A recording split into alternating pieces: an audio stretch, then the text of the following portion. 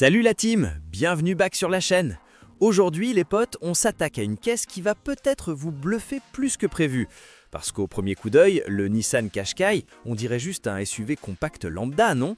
Mais attends, le twist arrive. Cette bête-là roule pas du tout comme une essence classique. Elle donne carrément la sensation d'une électrique sans jamais avoir à la brancher. Ouais, t'as bien entendu. Pas de câble, pas de stress, juste une conduite ultra fluide. Du coup, la vraie question, est-ce le SUV le plus malin que tu peux choper aujourd'hui ou juste un crossover surcoté? Allez, on check ça ensemble.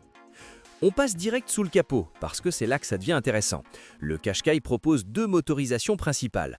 D'abord, le 1.3 turbo essence, environ 1332 cc, jusqu'à 158 chevaux. C'est correct, souple, ça fait le taf au quotidien, rien de ouf, mais fiable grave. Le 0-100 km/h, autour de 9-10 secondes, et VMAX perd 200 km/h. Mais franchement, la star absolue, c'est le système e-Power hybride. Là, Nissan a dit: on va faire un truc différent les gars. Dans cette version, le moteur 1.5 litres essence ne touche pas les roues du tout.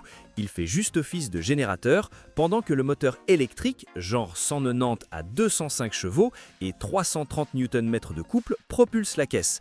Résultat pour toi, accélération instantanée, conduite super douce et ce feeling électrique pur. 0-100 en environ 7,6 à 7,9 secondes.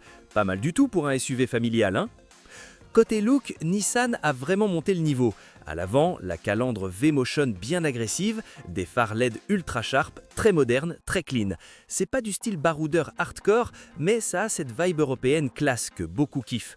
De profil, les lignes sont fluides, élégantes, avec ce toit flottant qui donne un petit côté premium.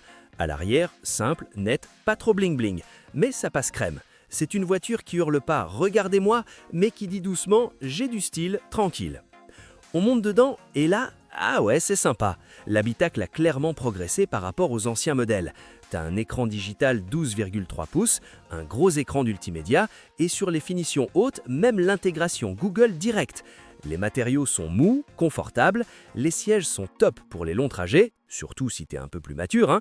L'espace est bon, à l'arrière personne râle, et le coffre fait autour de 480 à 500 litres, jusqu'à 504 litres sur les derniers. Parfait pour le quotidien, les courses ou un petit week-end.